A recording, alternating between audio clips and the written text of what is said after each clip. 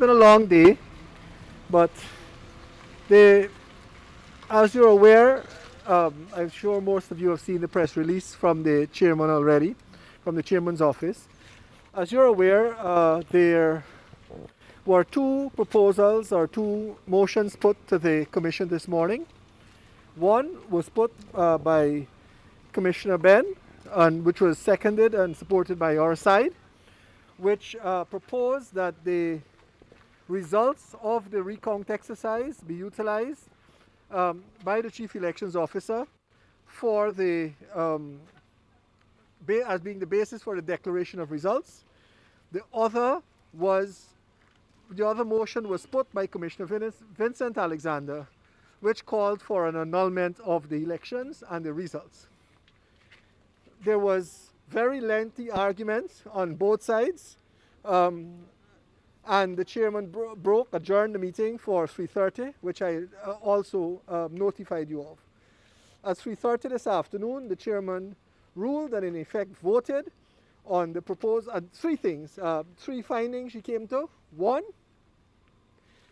that the Guyana Elections Commission has no power or authority to deal with the issues of investigation or pronouncing upon those issues that were raised under the rubric of anomalies in relation to the elections. Two, that any such investigation or any such inquiry has to be done by the High Court, which has exclusive jurisdiction to do so pursuant to Article 163 of the Constitution.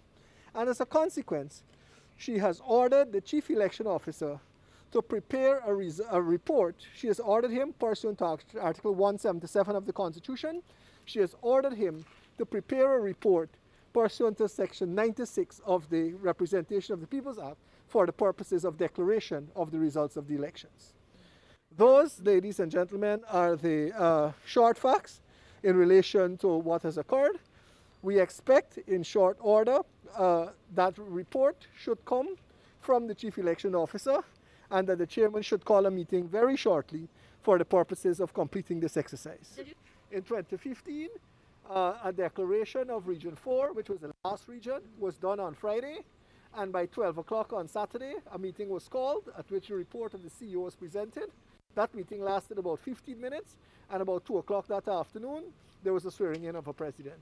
I expect the same alacrity which attended to the occasion in 2015 to be attended to it now. I think that a weight has been lifted off the shoulders of Guyanese as a whole. All of you, I'm sure, are anxious to have this done because it's obviously not an easy task. It has not been an easy task for us who have been deliberating and dealing with this for over 100 days.